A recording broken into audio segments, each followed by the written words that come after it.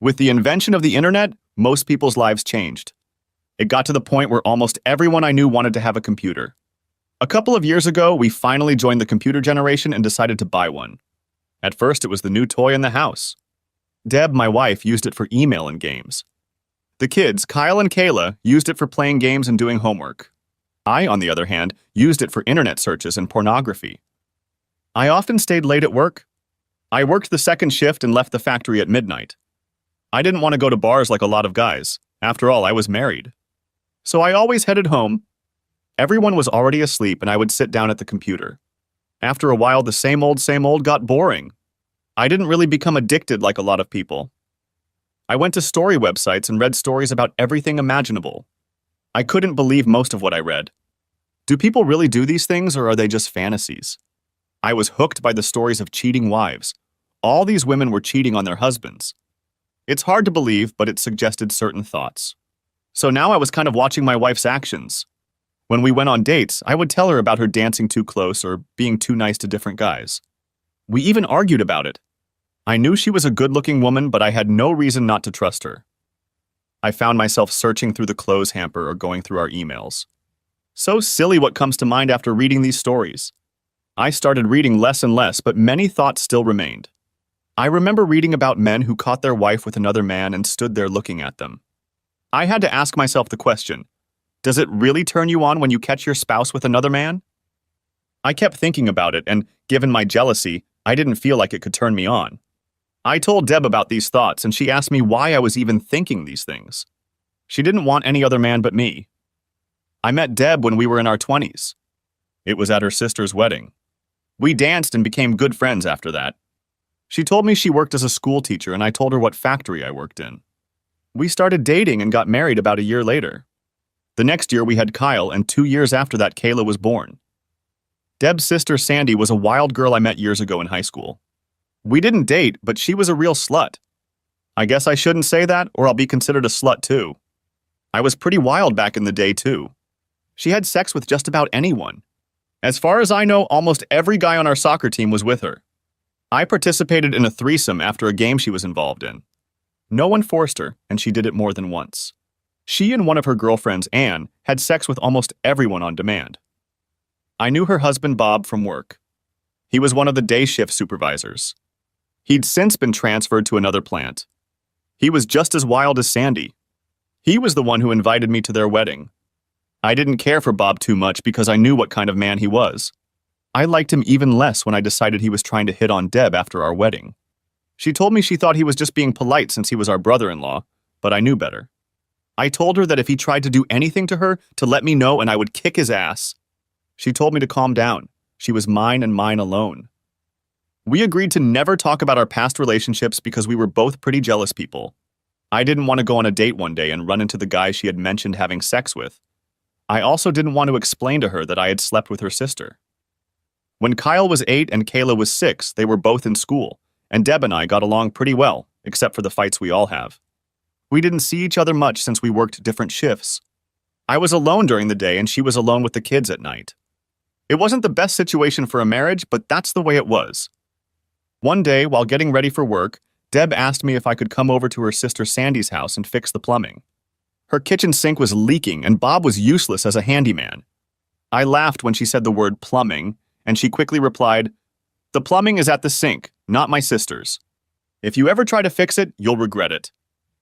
I told Deb that I would stop by on my way to work and fix everything before I went inside. She gave me a kiss and then headed off with the kids to school. I couldn't help but think about Sandy. From what Bob had told me, I realized that they were probably swingers. They didn't have kids because Sandy always said it would ruin her figure.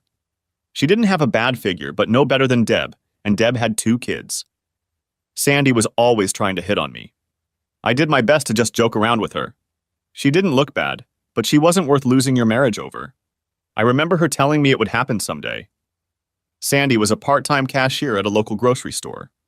It was her day off, and she knew I was coming to fix the plumbing. When I arrived, she was wearing a sexy bathrobe. She offered me a cup of coffee and we talked for a few minutes before she showed me the sink. I realized it was just clogged when I removed everything from under the sink to unclog the siphon. Her husband could probably fix it. He probably didn't even try. I lay on my back with my head under the cabinet and put the siphon back in place.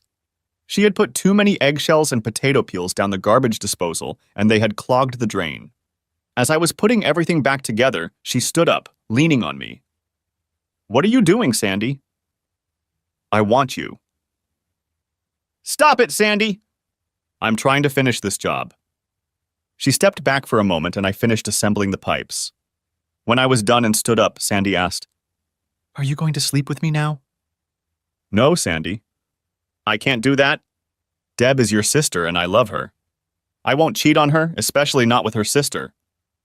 Have you forgotten how it was in high school? Are you too good to sleep with me now?" "Sandy, please." "I love Deb. She doesn't know about our past together unless you tell her. You're a beautiful woman, but I love Deb."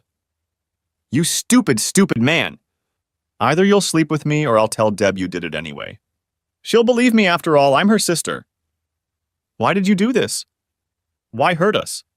Deb is your sister and loves you." Sandy laughed. "My little prude thinks she's a slut. Let's see how she reacts when I tell her about it." "Sandy, don't do this." "I won't have sex with you and I'll tell Deb about how we were in school. I know she'll understand." I grabbed my tools and told her I was done with her damn sink. I jumped in my truck and drove to work. My head was spinning. Would Sandy make up some story and lie to Deb? Arriving at work, I called Deb, but she wasn't home yet. I left a message. "Deb, I love you and have something to tell you about your sister when I get home tonight." I got to work and got down to business. It was hard to concentrate with all this shit going through my head. It was starting to be a normal day like any other, but now it was all mixed up. Around 6, I called home again, but no one answered. I called Deb's mom and asked if she knew where Deb was. She left with Sandy and Bob. The kids stayed with me. Deb asked if I could watch them for a few hours while they left. I said I'd leave them overnight. I like having them here. Is something wrong, Ray? No, it's okay. If you see her, tell her I love her and I'll see her tonight. I have to get back to work. For me, it was one of the longest nights of my life. I knew I had to tell Deb about me and her sister. Hell, that was before I even met Deb. I'm sure she would have understood. Finally, my day was over and I headed home. As I stopped in front of the house, I saw a car parked in the driveway. I knew it was Sandy's car. Apparently, it was time to face the truth. I went to open the door, but it was locked.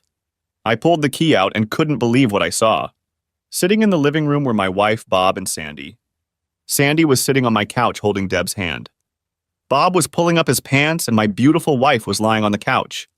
Everyone flinched when I opened the door. There was a smile on Sandy's face and a smirk on Bob's face. My wife Debbie looked half scared and drunk. Now I had to face reality. I don't know about the guys in the stories I read, but I didn't have a boner. I didn't like seeing my wife in that position. I was beyond furious, ran up to Bob and hit him as hard as I could. I knocked him to the ground. Behind me, I heard screaming. I didn't know if it was Deb or Sandy. I hit Bob probably 5 times before I felt a blow to the back of my head. When I woke up, I was in the hospital. I looked back and saw a man in uniform. It must have been a city policeman. "I see you're back in the world." "I'm Patrolman Gene Andrews." "Where exactly am I and where is my wife? What happened to me?" "Slow down, Mr. Harper. You have a concussion from being hit on the head with a glass vase. Apparently, you got into a fight in your home and the police were called. They were going to charge you with assault, but the charges were dropped. You were very lucky. You could have gone to jail for a whole 18 months. What about the attack on me? You said someone hit me in the head. According to witnesses, you came home and started fighting with your brother-in-law.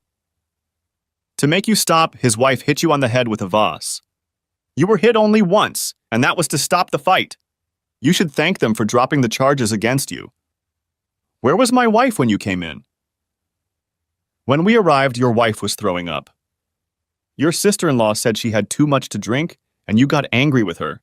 And when you headed towards her, your son-in-law stopped you and you started fighting with him. He was only trying to defend himself. When we talked to your wife, she said she doesn't remember much except that you were yelling at her. If the charges are dropped, why are you here? My supervisor called when you weren't home yet and told me to wait and get your statement. So what happened? I have nothing to say. I wasn't going to tell the world that I caught my wife in bed with another man. I just lay there and didn't say anything. All right, have it your way. According to the doctor, you will have to stay here until tomorrow. I suggest you think about what you've done and thank God that no charges have been filed. You are a very lucky man, Mr. Harper. The officer left and I lay there with a terrible headache. What was I going to do next? I knew I couldn't live with a cheating wife, but I had to know why she was doing this. I called my sister to pick me up the next morning. I had no way to get home and I didn't want Debbie picking me up. While I was waiting for Amy, my sister, to arrive, the phone rang. It was Deb. Do you want me to come and get you? We need to talk now that we're even. Even?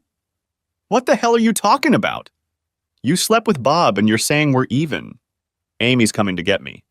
I just want to pick up a few of my things and I'm leaving. What do you mean leave? I was just getting even with you for what you did, Deb replied. I'm not going to talk about it over the phone. Amy and I will come get my stuff and we'll talk then. I hung up the phone and waited for Amy. She showed up a few minutes later and we headed toward my house. I asked Amy to wait in the car. I knew she liked Deb, and I didn't want her to be in the middle of anything. I knocked on the door and Deb opened it. I asked where the kids were and she said they were still at her mom's. I spoke first. Did you get my message? Yes, and Sandy told me how you forced her to have sex. How could you do that? She cried softly. I didn't do anything like that. That's why I left the message. I went over to Sandy's house and fixed her plumbing. She started hitting on me. I told her no, but she kept insisting on doing it. She told me that she would tell you that she had sex with me, even though she didn't. I don't believe you. You're lying! Why would my sister lie to me? She's jealous of our marriage. She wanted to see if she could keep us apart, and she seems to have succeeded. Why do you think she sat back and let Bob have sex with you? They are swingers and wanted to get you into it. Looks like they both got what they wanted. You let Bob have sex with you and our marriage died. No, that's not true. I did it to get even with you. You raped my sister, and I had sex with Bob to get even with you. Sandy even knew you weren't circumcised and that you had a mole on your upper thigh. Your sister is a whore. She knew that because I slept with her in high school like every other guy. I never told you because I had a crush on you and didn't want to lose you. Then you said we would never talk about our past relationship, so I left it all in the past. I don't know what to believe. Sandy is my sister. And I'm your husband. You didn't even wait to ask or call me about it. Instead, you let Bob do it. Do you really think it would have solved the problem if I had raped your sister? You must have wanted him very badly to let them talk you into it. But, Sandy said, I don't care what your whore sister said. This isn't just about Bob. It's about you not respecting me and not trusting me to at least listen to the accusations against me. If I raped her, why didn't she call the police? She said she didn't want to hurt me with a family scandal. She had no problem hitting me over the head and calling the police last night. She didn't yell rape because it didn't happen. You can believe whoever you want, but this marriage is over. Why would you want to live with a rapist? No, you wanted Bob and you used me for an excuse. No, that's not true. I love you. You better look up the word love. It doesn't include sex with other men. I'll pick up a few of my things and come back next week for other things while you're gone. I'll go to the lawyer first thing Monday and start filing for divorce. Ray, wait! This isn't how it was supposed to happen. Sandy said she forgave you and you would forgive me. I just wanted to get even with you. No, you just had sex with Bob and your sister. I went and got my suitcase, putting a few personal items in it. What do I tell the kids? Tell them whatever you want. I don't care. I don't want to see you anymore. I'll get a lawyer to arrange visits and Amy can take the kids so I can see them. I don't ever want to talk to you again. I opened the door and stepped out. Amy drove me to a cheap motel until I could find another place. On the way to the motel, I told Amy the whole story. She was my sister and best friend. She knew I was telling the truth. I knew she would help watch Deb and the kids. Weeks went by and it was very hard for me. I worked overtime as I had more expenses to pay. I found a cheap guest house that I rented by the week. I ate mostly at a bar or a corner diner. I met with a lawyer and, since I had no proof, simply asked for our marriage to be dissolved. He told me that Debbie didn't want it, but would agree to anything I wanted. Everything was pretty much split 50-50. We rented a house and she just took over the payments. Our savings were split in half, and she had to give me half the value of our stuff. I had to pay child support, which didn't bother me at all. I love my children and miss them terribly. The problem was that I also missed Debbie, but I knew it was over between us. I went to every school function I could so I wouldn't interfere with work. Both of our children had birthdays, and I went to them as long as I didn't have to be around Debbie's family. I made polite conversation with Deb, but whenever she wanted to talk about us, I left. I saw my kids every weekend and occasionally during the week, depending on my work schedule. Deb probably called me almost every day up until the divorce. If she wanted to talk about the kids or household chores, I listened. When she wanted to talk about us, I hung up. One day I stopped by my sister's house for dinner and played with the kids. Amy told me that Sandy was still sticking to her story about me forcing her to have sex.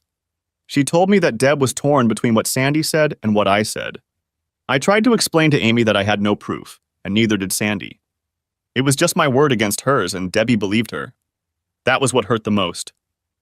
One afternoon when I was at my house, the phone rang. It was the school.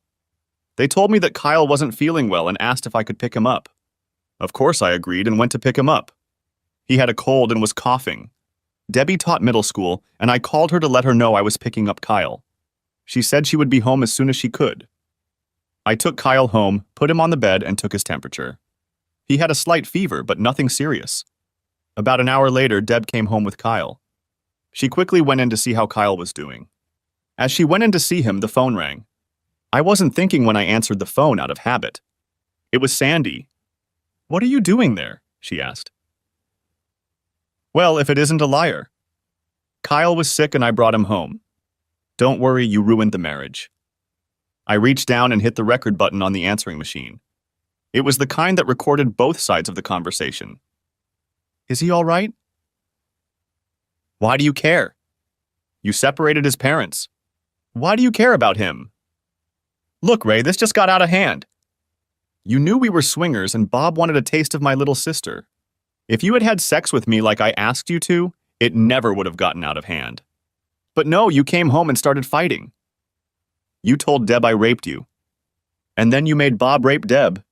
What kind of damn sister are you?" "Bob never raped her.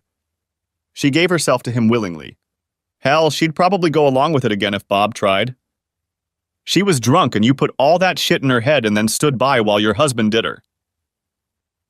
The problem is, Ray, you can't prove it. I told you from the beginning that she'd believe me over you, and now you know. If you need to get laid, call me. Tell Deb to call me later. I hope my nephew is feeling better."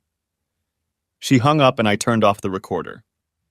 Debbie asked who had called, and I told her, "Your wonderful angel is a sister who will never lie to you." What did she want? I recorded her message and she said to call her back. "Well, I'll see you in court Thursday. I guess we can call it a day of freedom. Don't forget to listen to the message," I said as I headed to my truck. After about 5 minutes, my cell phone started ringing again and again.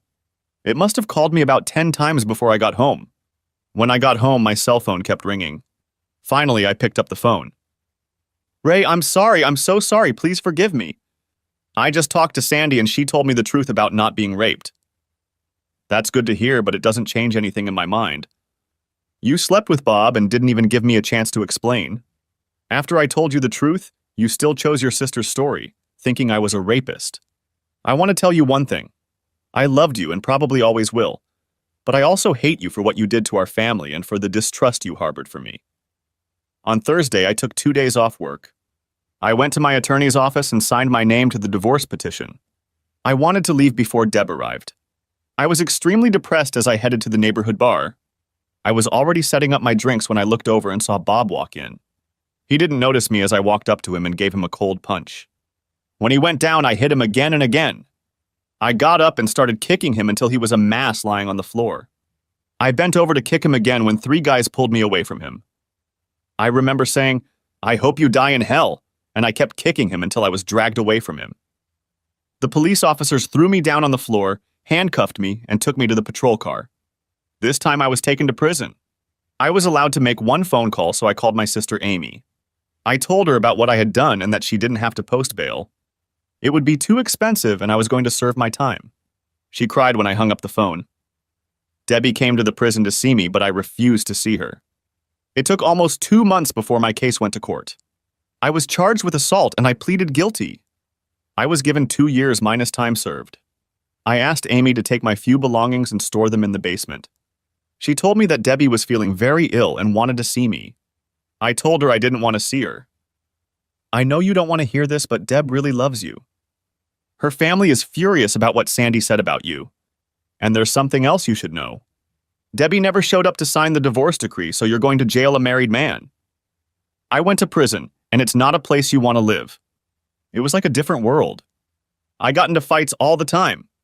I had to prove myself to almost every group. I wasn't anybody's scapegoat. My cellmate was a life inmate named Killer.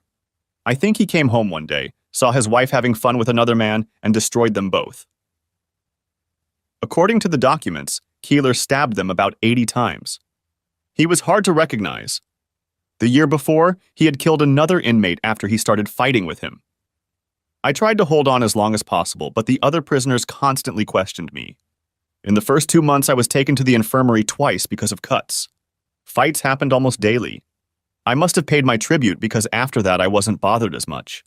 What's more, Killer even started talking to me. On Visitor's Day, I decided to go see my visitor. I thought it would be Amy or my father, but it was Debbie. "What are you doing here?" I asked. She looked so sweet and beautiful. I wanted to hug her, but I was playing Angry Ray. "Ray, I love you and I've made a lot of mistakes. I brought you some pictures from the kids. They miss you very much, and so do I." Tears streamed down her face. "Look, I have a different life now. Just take care of my kids and tell them I love them." She handed me some baby pictures. They were their last school pictures, and they looked so cute. "Ray, I didn't sign the divorce papers." "I will wait for you. I don't care how long it takes. I made a terrible, terrible mistake, but I know we can get through it if you still love me." I didn't know what to say. Of course, I felt that I still loved her. I just hated what she had done, and the fact that she didn't believe me. I got up and walked back to my cell. I left her by the window and didn't look back. I was working in the kitchen and overheard a conversation about a guy going after Killer for killing his friend. They were going to try to corner him in the dining room the next night. There was no one I could tell about it without being a snitch. I decided to tell Killer. It would make me part of his group. I didn't want to be part of any group, but I couldn't let this man die the next day.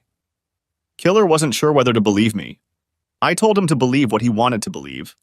I didn't say anything to the guards, but to him, I guess I was taking a risk.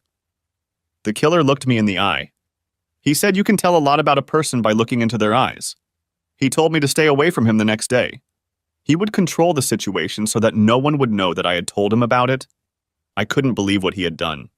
He put 2 thin hardcover books under his shirt, covering his kidneys with them. Behind him at another table sat 3 of his group. When the prisoner came up behind him and straddled Keeler's chest, he plunged the knife into his kidneys, but of course hit the book. Knives were usually pretty blunt. They pierced the skin but didn't go through the book. Killer's friends grabbed the prisoner and started beating him until the guards came to the table. The prisoner was taken to solitary confinement, and Keeler sat down again to finish his dinner. I cannot believe that he remained calm during the whole ordeal. After that day, Keeler talked to me on a fairly regular basis.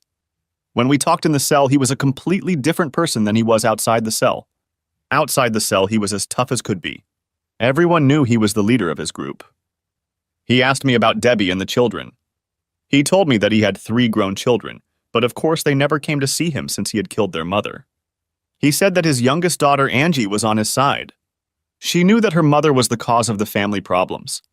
She wrote to him regularly, but he forbade her to come and visit. He didn't want other inmates to see her and possibly endanger her. I could tell he really loved his daughter. He smiled when he told me she was a lawyer. I told him my whole pathetic story about how Sandy had set me up and also set Debbie up. "Do you still love her?" Keeler asked me. "Yes, I think so, but at the same time I hate what she did to our family." "Does she still love you?" "She says she loves me, but I can't forgive her." "Why not? Look where you are now. You've hit rock bottom, kid. If there was a woman in the world who loved me and said she'd wait for me, I'd be the happiest man in the world." What about mistrusting me, not trusting me, and having sex with another man? Hell, you killed a man and your wife for the same thing. And I regret it every day of my life. I regret not giving her a second chance and getting my family back. Don't get me wrong, Ray, don't hold a grudge. It will kill you ever so slowly. He gave me something to think about. Is he right? What would I do when I got out? I had no job, no future, and right now, no family. The next month, I had another visitor. Debbie came back. She smiled at me, and there were tears in her eyes. The kids drew you some more pictures. She put them in the tray, and I looked at them. They showed a picture of Dad, Mom, and the two kids. I guess the kids still saw us as a family. They miss you, Ray. God, I miss you. Will you ever be able to forgive me, and can we be a family again? I promise I'll do whatever it takes. I don't talk to Sandy or Bob anymore after what she did to us. I'm sorry for not trusting you. I thought, she didn't believe me once, so the next time someone says something, she'll probably believe them again instead of me. Deb, I've been doing a lot of thinking. I want to forgive you, but I don't know if I can. Seeing you with Bob, I can't get it out of my head. Did you really like him? No, I hated it. That's why I threw up. When you walked in, I saw the look on your face and I felt sick. I realized what I did was wrong when I saw you. Of course, I can never take it all back. God, I wish I could. I never would have done it if I hadn't been so drunk. I only want one man, and that's you, Ray, the father of our two children. A couple weeks later, I had another visitor. Amy came to see me. Ray, remember when I told you that Deb had stopped seeing Sandy? I was driving by the house and saw Sandy and Bob going into the house. I don't know why they were there, so I kept driving. I just thought you should know. I was confused again. Had Deb lied to me again? I was ready to forgive her and try to make our life work again. I know Amy wouldn't lie to me. I had to find out why Deb was seeing Susan and Bob again. About a month later, Killer and I got to talking, and he said he felt he owed me for what I had done for him. He said he had been a lawyer before prison and had some connections. He was going to see if he could get me out of the parole program. I didn't know whether to believe him, but he never lied to me. It may seem strange to say that about a criminal, but I respected Killer. I often thought about what a good lawyer he must have been. His speech and stature demanded respect. I knew it was best not to ask any questions about his statement. I took him at his word. A few weeks later, I was called to the warden's office where the parole board was meeting. The first person to speak was the prison governor. Mr. Harper, we have a parole application for you. I don't know who you're familiar with, but we've been asked to speak with you. After reviewing your file, we saw that you had a hard time adjusting for the first few months. Is that true? Yes, sir. I guess I wasn't cut out for prison life, but I tried to adapt. If you had gotten out earlier, where would you have lived, and how would you have survived? I had to think fast. I knew this was a make-or-break question. Well, sir, I have a sister who is also my best friend. She and her husband said that when I get released, I can live with them until I get back on my feet. Aren't you married, Mr. Harper? Yes, sir, but we were in the process of divorcing when I was sentenced. At this point, I'm not sure how things are going to work out with him. I'm just trying to be honest with you. We thank you for your honesty. We knew you had broken up, and we wanted to see how honest you were with us. Sir, as for the job, my previous employer said I was a good worker and to come to him when I was released. What are your chances of going back to prison? We don't look our best when a convict we released early goes back in. I promise you, sir, that I never want to see those prison walls again. Go back to your cell, Mr. Harper, and we'll get back to you by the end of the month. Yes, sir, and thank you for at least considering me for parole. I went back to the cell and Keeler asked me how it had gone. I told him what I had told the council and asked him if he had anything to do with it. You never know, but if you're released early, I'll expect a box of cigarettes a week to be put on my account. He laughed. Debbie came back a few days later and said someone from the parole board was in the house. Are you going to be paroled? She asked. What did they want? What did they say? I asked nervously. How are we settling in and will you be able to live there? I told them we broke up, but I'd love to have you back, she said rather nervously. I changed the subject. You told me you stopped seeing Sandy. Have you been seeing her? She's my sister. I don't see her that often. I interrupted her. And Bob, have you seen him lately? Why are you asking me these questions? She did look nervous. You can't be trusted. You said you wouldn't see Sandy, but she and Bob were in the house. Did something happen with you and Bob again? Is that why you're worried about parole? Tell your damn lover, Bob, that when I get out, I'll finish work, and if you're having fun with him in the meantime, I'll take care of you too. Deb jumped up and ran out of the visitor's room. I knew my thoughts were right. I was ready to go back to the same damn situation that had brought me here in the first place. I had no intention of killing anyone. I just wanted to give them a good scare. I called my sister Amy and she came over to see me. I told her about the conversation with Deb and she said she felt really sorry for me. She said the parole board came to see her and she told them I could stay here as long as I needed to. Her husband Kenny was there and he said I was welcome there. Do you know if they called Mr. Parker about my job?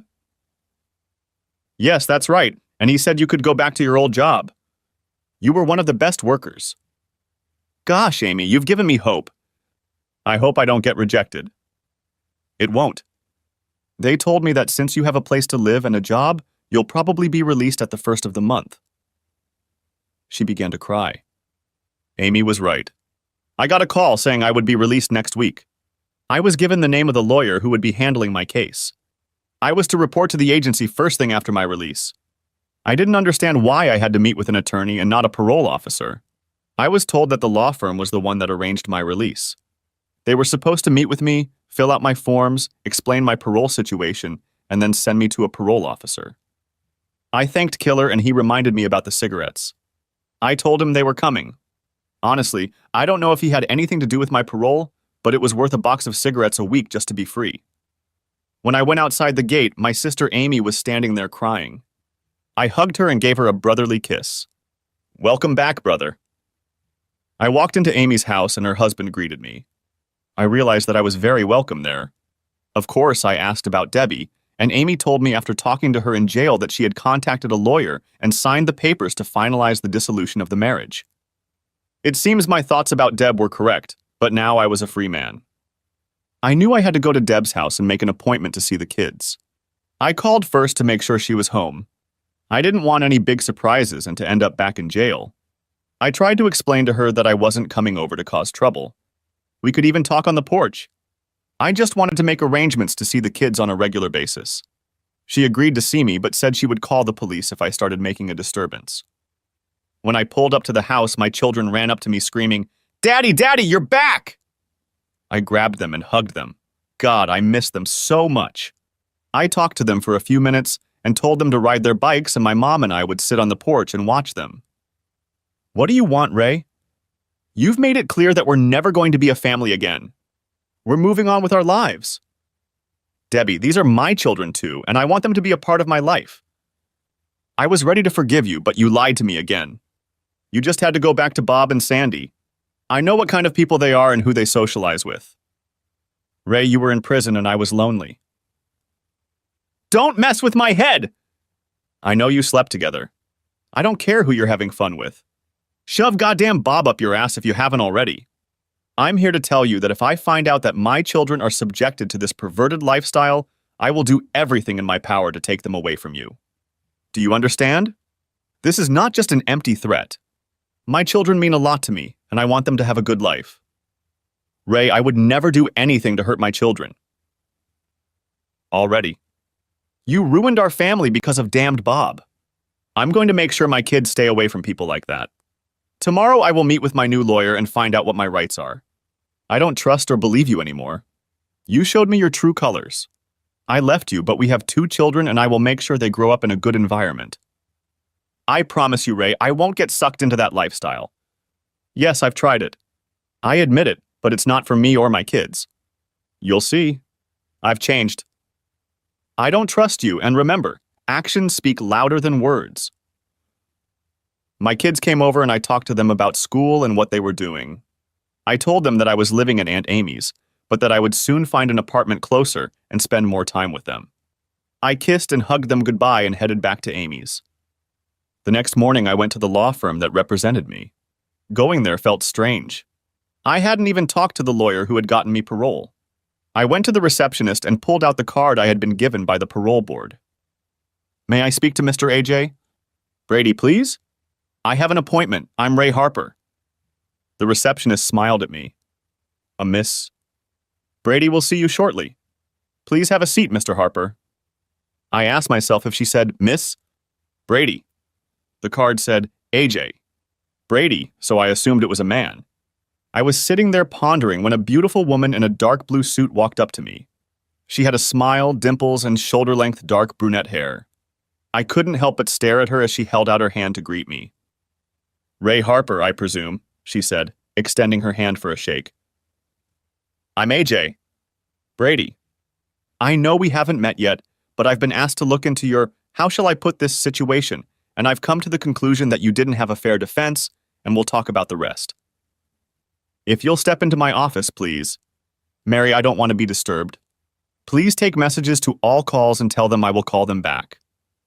Yes, Miss Brady, the receptionist replied. I followed her into her office. If she had asked me to, I would have followed her into the abyss. She was a very beautiful woman. Well, Mr. Harper, we meet at last. Please call me Ray if you don't mind. I owe you my life and I have no idea why you did it. Mr. Harper. I mean, Ray, a good friend of mine asked me to look into your case. Your lawyer let you plead guilty instead of trying to help you. You had a lot of extenuating circumstances that he never mentioned. You had just signed the divorce papers. The person who caused your divorce came to the place where you were. You were not in your right mind at the time. These and other factors would have gotten you a lesser sentence. Of course you committed assault, but the sentence was too harsh. I pointed that out to the parole board, and they agreed with me to some extent. I asked, why, Miss Brady? Why me? Who asked you to help me? Can I call you anything other than Miss Brady? After all, I feel like you saved my life and gave it back to me. Look, Ray, I was asked to help you, and I did. Is it really that important that you know who hired me? As for my name, I guess you can call me AJ. I became friends with a man in prison. They called him Killer. He told me he would help me get parole. He also told me that he had a favorite daughter named Angie and that she was a lawyer. I wondered if you were the beautiful daughter he was talking about. My new attorney's eyes glistened. She looked at me eye to eye and said, Yes, Keeler. I mean Dave. My father's name is Dave, and he asked me to handle your case. He's never asked me to do that before, so he must have really liked you. I was surprised when he asked, but for my father's sake, I'd do anything. AJ, can I call you Angie? I know we just met, and you're my lawyer, but you're too pretty for me to call you AJ, and I definitely don't want to call you Miss Brady. What does AJ's even mean? Angelina Juanita Brady is my name. Now you know why I chose AJ. Listen, Ray, there are a few things we need to discuss. Would you have lunch with me? I asked. Ray, I don't meet with clients. It's not a date, it's lunch. I have to go to work in a couple hours and I need to eat. If you don't want to call it a date, you can pay for it and call it a business meeting.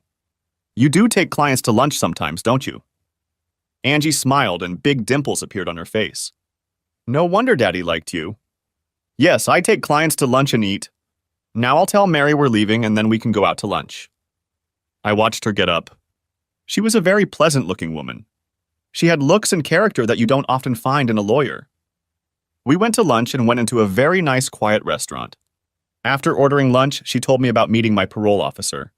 She said he was a pretty decent person, but I would have to follow the rules and stay out of trouble. I was to meet with him twice a month for a few months and then once a month for the rest of the year.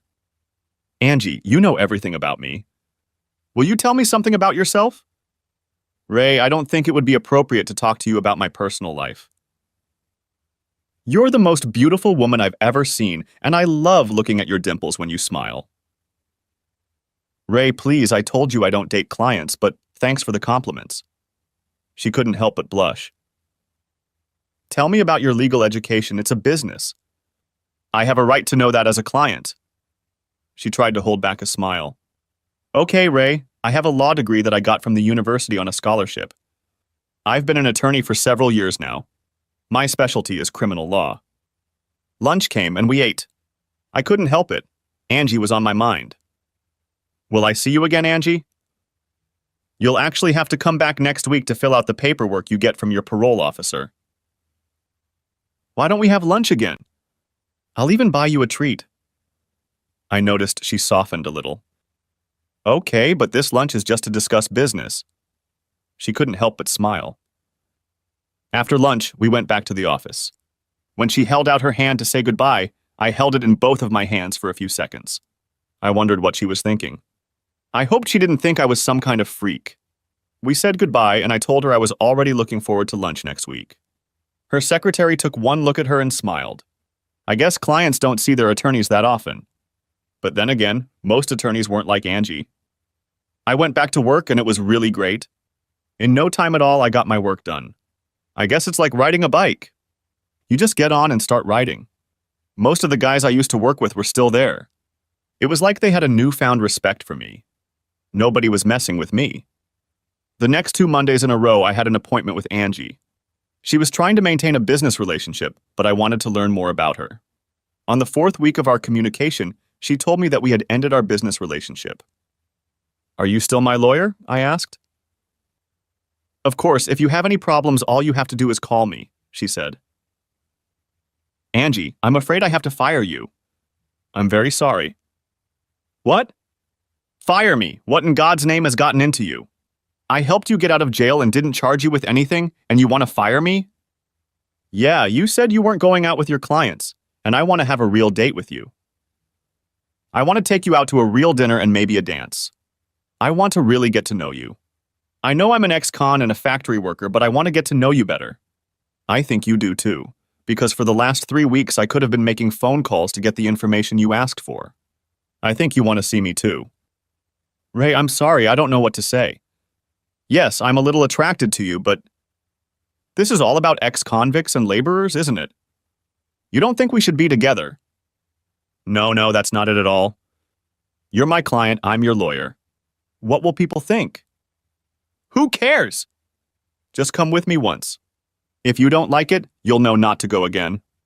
Follow your heart, come with me Saturday night. Look, I know I just got out of jail and I've been locked up for a while. I don't know where this is going, but I want to give it a chance. Oh God, I know I shouldn't do this, but I'll go once. I'll tell you right now, don't try to get me to sleep with you. Oh God, I can't believe I said that, Angie replied. That Saturday we went for a drive. I borrowed a car from my sister. I didn't want to drive Angie in my old truck. She gave me her address and it was a townhouse. I knocked on her door and when she answered, I saw the most gorgeous woman. I know that all men see women differently. In my eyes, she looked stunning and beautiful at the same time. I wanted to grab her and hug her right then and there. I knew I had to be a gentleman, but it wasn't easy. We went to a fancy restaurant and ordered wine and then dinner. After dinner, we decided to talk for a while listening to music. Angie, tell me about yourself. Where did you grow up? You must have been married because your last name is different from your father's. Please tell me about yourself. You know my life like a book. Ray, my dad and mom didn't get along very well. Of course, you know how that ended. Dad's been in prison for 14 years now. My brother and sister and I were raised by aunts and uncles. I'm the youngest and I was 14 when all this happened. It was very hard on all of us. My brother and sister have never forgiven my father. They love him, but they just can't forgive him. I knew my mom was cheating on him and I told him about it. I argued with my mom, but she said I was just a kid and didn't know what I was talking about. She said that someday I would really learn about life. Then I told my dad about it. 2 weeks later, he caught her with another man. I partly blame myself. If I had kept quiet, this might not have happened. Angie, you don't know that. You're not responsible for your mom's death or your dad's imprisonment. They were adults, and you were a child trying to do the right thing. After my father was sent to prison, I decided that I would go to college and try to become a lawyer, and maybe I could help my father get a lighter sentence. That's why I chose criminal law. Of course, there wasn't much room for maneuvering in my father's case. He was a brilliant lawyer himself and told me he was proud of me, but there wasn't much I could do to help him. Have you been married before, or is it none of my business? I asked Angie. Both. I wasn't married long, and it's none of your business. She smiled at me when she said that. Ray, can we talk about this some other time? I don't want to ruin this evening. I'm having a good time with you. Would you like to dance? I have 2 left feet, but this will give me a chance to hug you. We stood up and I had the band play a few slow numbers in a row. I took Angie in my arms and we twirled into a dance. I held her close to me and breathed in the scent of her hair. Ray, you should know that I don't go on dates very often. Because of the people I socialize with, I have a pretty big distrust of men. I'm just trying to be honest with you. If my dad hadn't sent you to me, I probably wouldn't be here today. I'll send your father an extra pack of cigarettes. Angie, you're the nicest thing that's ever come my way. I'll do anything to make you trust me. If I step out of line, just tell me and I'll back off. When I took her home that night, I kissed her at the door. After that, she just stared at me. She leaned forward and kissed me again. Can I come in, Angie? No, Ray, too soon, not today. Will we see you again, say, next Saturday? That might be possible. Call me Thursday. I came home a very happy man. We met the following Saturday and the one after that. She told me more about herself. Ray, I want you to know more about me if we're going to keep dating. I'm not going to hide anything from you. I'm not cut out for this. Like I told you before, I've been married before. It was my freshman year of college. My boyfriend and I decided we loved each other, and of course we made love. I got pregnant and we decided to get married. We went to a justice of the peace and he married us. Soon we both realized that our marriage had failed. We were too young. I had a miscarriage. My husband and I talked it over, realized we had made a mistake, and divorced. I kept the last name Brady because my father said I had to do it to distance me from his last name, Miller. Of course, that was my maiden name. I was so pleased that she finally confided in me. She asked me about my kids and I told her they wanted to meet her. I mentioned that I had told them about her and my daughter kept asking to meet her. Angie, would you like to meet my sister and my 2 kids? We're having a family barbecue and you're invited. It's next week, Saturday. I knew it would be a huge step for us if she agreed to come. Meeting my family was the first step in us becoming closer. She looked anywhere but at me. I knew she realized this was a big step. She took a very deep breath and looked into my eyes. Then she leaned forward and kissed me. It was the first time she had ever kissed me like that. Pulling away, she took another deep breath. Okay, Ray, count me in. What can I get you? I had no idea what women did at parties like this. I told her that I would ask Amy to call her. When I told Amy about Angie coming to the family party, the number of family members who were going to attend increased. They all wanted to meet the new woman in my life. My mom and dad showed up, as well as several cousins, aunts, and uncles. Angie said she would make potato salad. I remember Amy telling me how sweet Angie's voice sounded when she called her. I think she was hoping something would happen between us. I knew it was. I stopped by Deb's house every weekend to pick up my kids. I would drop them off at Amy's or we would go somewhere. They were fun to be with. I asked them about their mother, but always tried to do it politely. Kyle told me that their mom was dating a man. This worried me at first, but then Kayla told me that it was a school teacher. His name was Pat. He taught health classes and was the soccer coach. I asked Deb about him and she said, I told you I was trying to turn my life around. Pat is a good guy.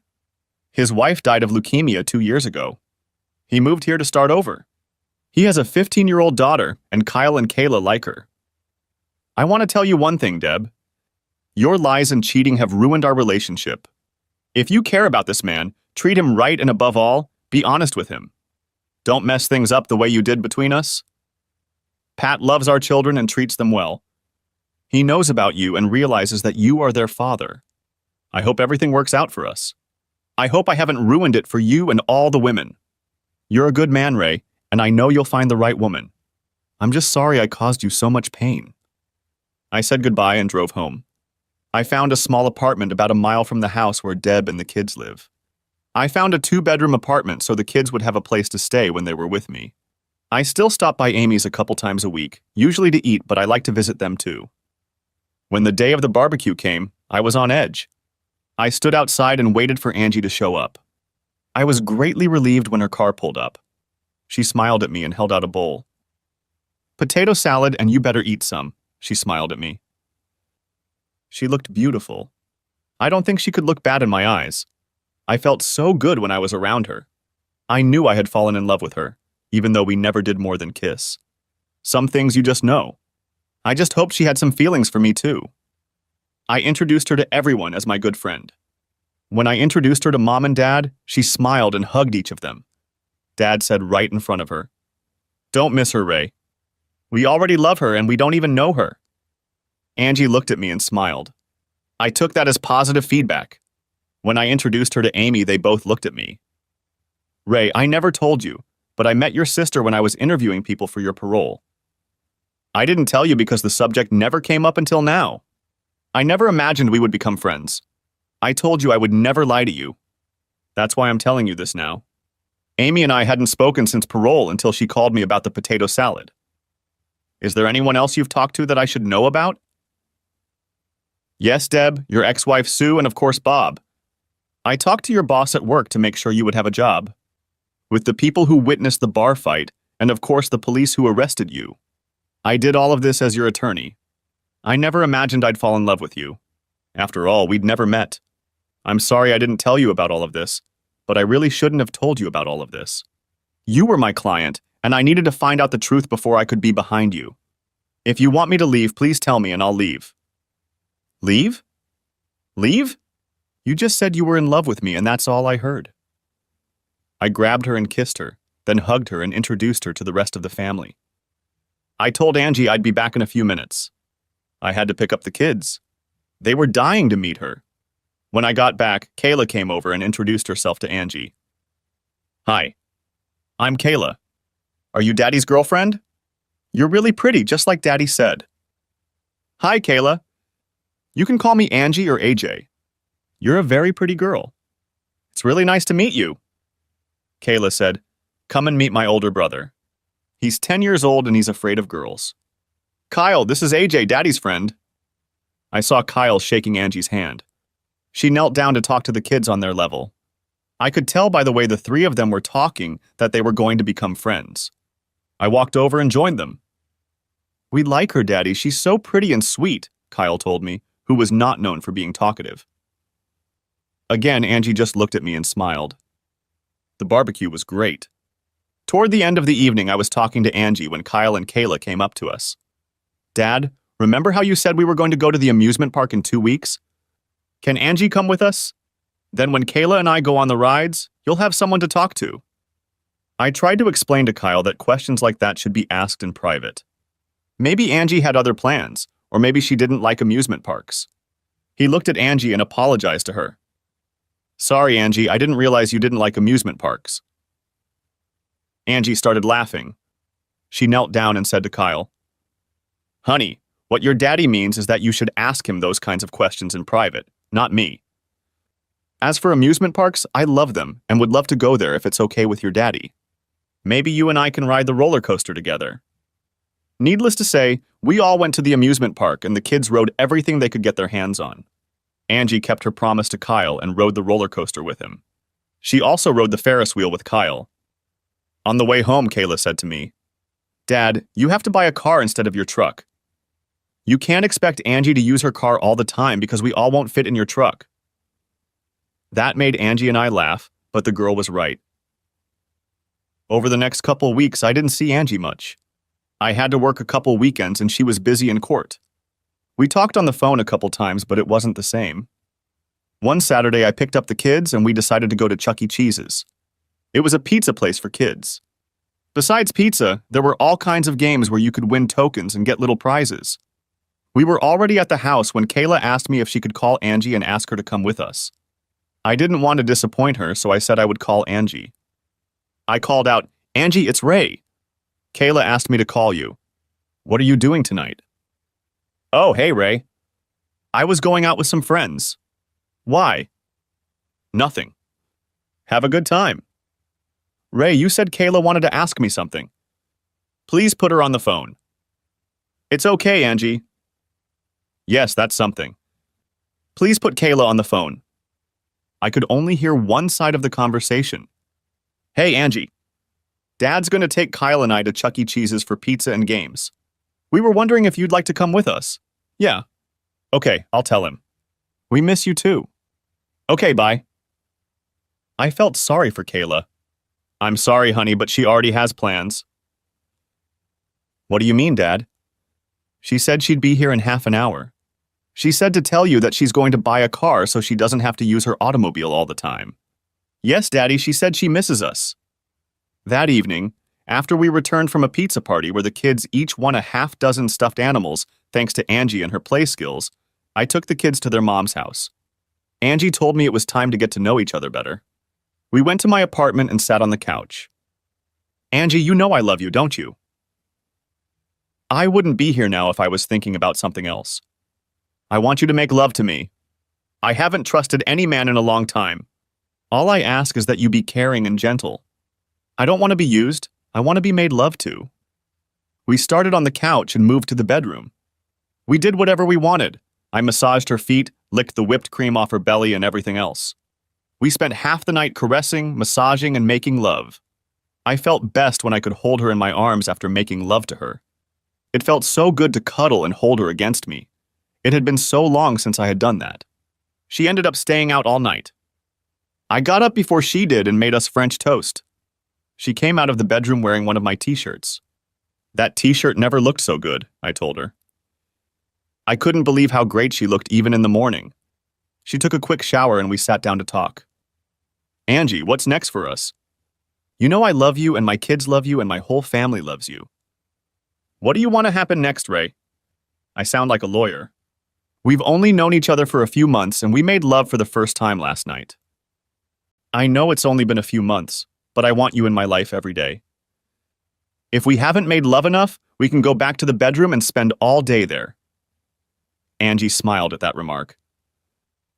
Angie, I want you to be my wife. Will you marry me? Tears came to Angie's eyes. Ray, just so you know, I don't take love lightly. I made a mistake once, like I told you before. Yes, I will marry you. I want you to know that I will always be there for you and the kids. I know what you went through in your first marriage. I will always be honest with you and I will never cheat on you. I will expect the same from you. She walked over to me and kissed me very passionately. Honey, what's the matter? You look happy but sad at the same time, I asked her. These are my thoughts about my dad and how happy he will be. Most young girls think about that special wedding day. How they will put on a white dress, how their dad will walk them down the aisle and give them to their husband. I know that will never happen to me, and it makes me sad. She cried softly. Last time my father didn't even know I was getting married. By the time I wrote him, I had miscarried and was on my way to divorce. I'm sorry, Ray, I shouldn't be thinking about this right now. After all, I'm going to marry the man my father approves of and who I was in love with from the first time I met him. What? You loved me from the beginning. I wanted you from the first time I saw you, but I know you knew that. She smiled sweetly at me and asked me when I wanted to tie the knot. I replied that all arrangements would be on her terms. We both agreed that it would be as soon as possible. I asked her if I could start telling everyone and she said she was going to, so we just needed a date. We decided it would be in 2 months. For the next few days, I was over the moon. I told Amy and her husband Kenny about it. They were both very happy for us. I needed to tell the kids. I called their house and had them both hooked up to the console so I could tell them at the same time. They both yelled how happy they were and how much they liked Angie. I told them it would happen in a couple months, but I wanted them to be one of the first people I told. I walked into Angie's office and Mary, her secretary, congratulated me. She told me that Angie had already told everyone and invited everyone to the wedding reception.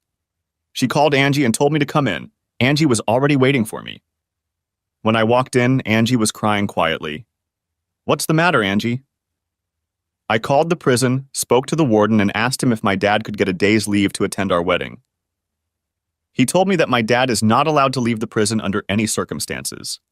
His life sentence means just that. He told me it was out of his hands and there was nothing he could do. I'm so sorry, Angie. I know your father's presence means a lot to you. It's getting worse, Ray. Dad's cancer, although it was in remission, is now back. He has 3 to 6 months to live.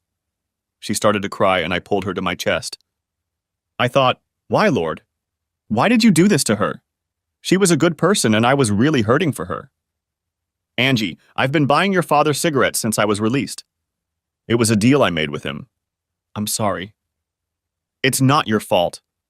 Dad doesn't smoke anymore. He uses the packs of cigarettes people send him to barter with other inmates. You didn't contribute to his cancer. I had an idea. but I didn't want to tell Angie about it and take away her hope. I kissed her goodbye and told her I'd see her the next day.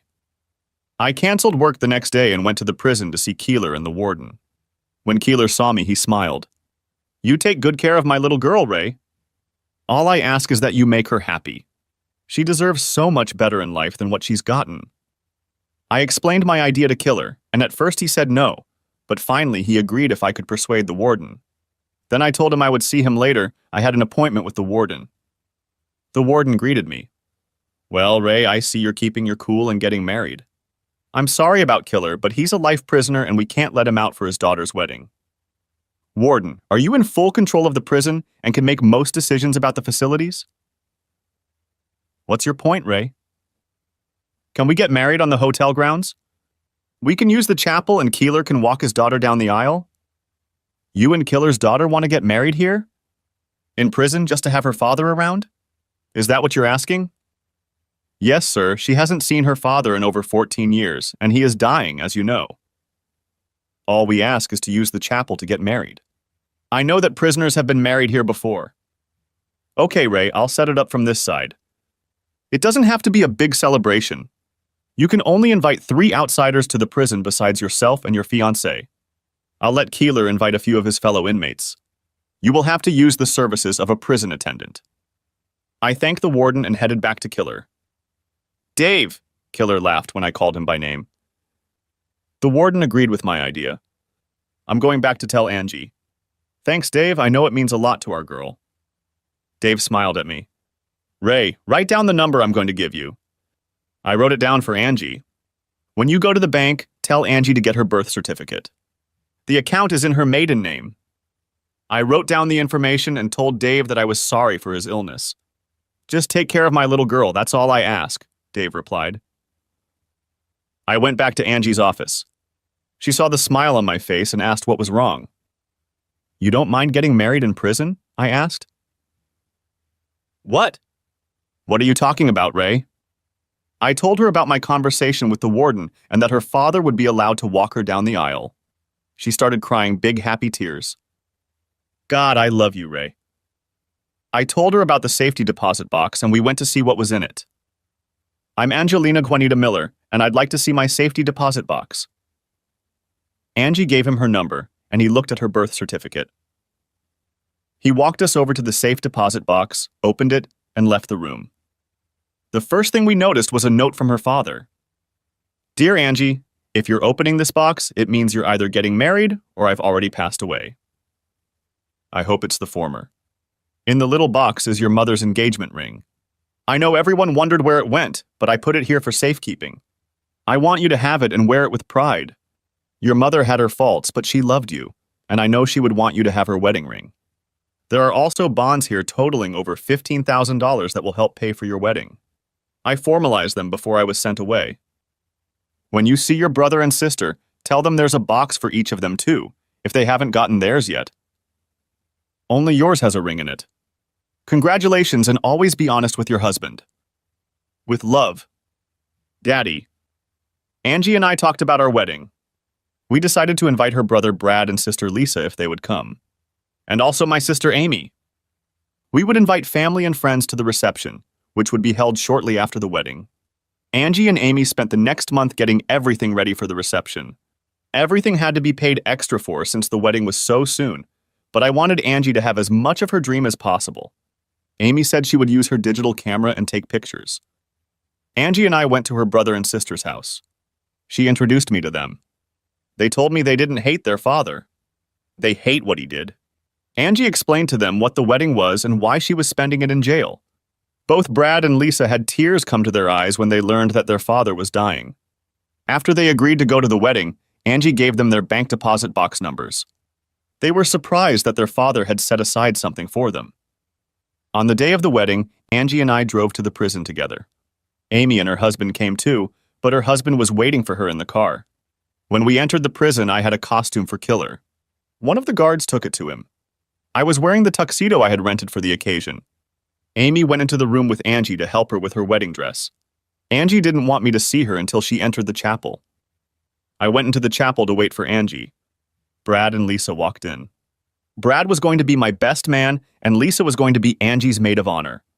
There was a small piano in the chapel, and one of the prisoners was playing some songs on it. The guard brought in 5 other prisoners who were friends of Killer, Dave, and sat them down. The warden came in with the priest and smiled. He came up to me and said that after the ceremony, they had cake and punch for everyone. For a warden, he wasn't such a bad guy. The pianist began to play Here Comes the Bride, and everyone stood up. Angie walked through the door, accompanied by her father. Both had tears running down their cheeks. Angie had gotten her wish. Her father would walk her down the aisle on her wedding day. When they were in front of the chapel, everyone took their seats except for our little wedding party. Another guard came in and closed the door. The priest pronounces, "Who gives this woman to this man?" "Yes, sir," Dave replied proudly and sat down. "Angelina Juanita Miller Brady, do you take Raymond Michael Harper to be your husband?"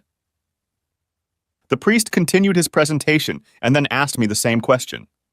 We made sure he answered, "To love and honor from this day forward." That's how we both felt. No one was ever to come between us. We had both had a difficult life up to that point.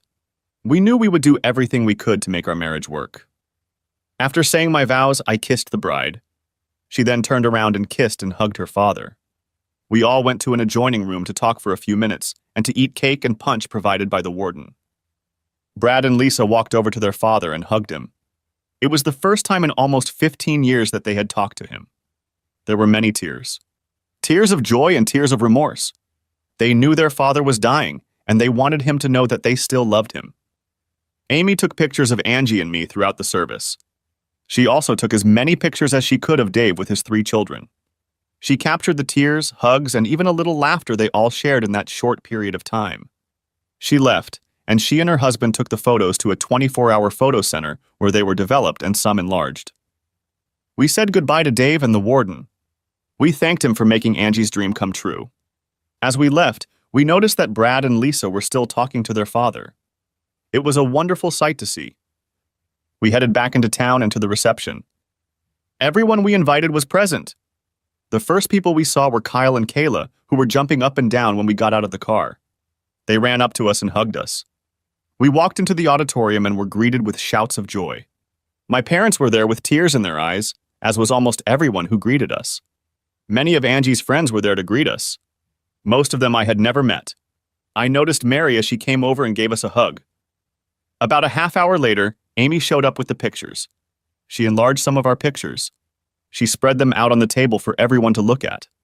Brad and Lisa stopped by the house to pick up their families. Brad was with his wife and 2 children. Lisa was with her husband and 3 children.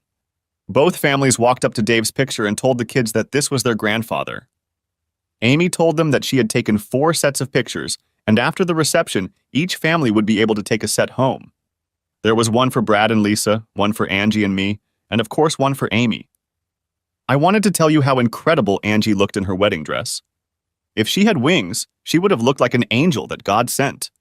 To me, she was the most beautiful woman I had ever seen, and she was my wife. I think most men feel that way about their wives. We danced and ate and danced some more. To the clinking of glasses, our lips were together most of the night. People I worked with told me I was a very lucky man. Believe me, I didn't need to say that. I knew I had the ring, and I intended to hold on to it forever. For those of you wondering, Deb and Pat did not attend our wedding. It was Angie's day, and I didn't want anything to ruin it. Seeing her and her father walk down the aisle, seeing her brother and sister make peace with their father. The family becoming whole again. I will never forget that day. Epilogue. It's been 6 months since our wedding day. Debbie and Pat got married last month. I was pleased to see that she is really trying to get her life together. My children tell me that Pat is treating them well. I asked about Aunt Sue and Uncle Bob, and my kids tell me they moved to another state. I was moved to the day shift so I could see the kids more often and be home with Angie every night. She was pregnant with our baby. 3 months after we were married, Dave Keeler passed away. The kids visited him every month until his passing. It was sad, but we had time to tell him about Angie's pregnancy. We told him it was going to be a boy and we would name him David Raymond. That brought a smile to Dave's face. I look back, remembering everything that happened. The cheating wife, prison, meeting the woman of my dreams and then marrying her. Now I was starting over and about to be a father again. Not a day goes by that I don't thank God for what I have. I thank Him for giving Angie and me another chance at happiness.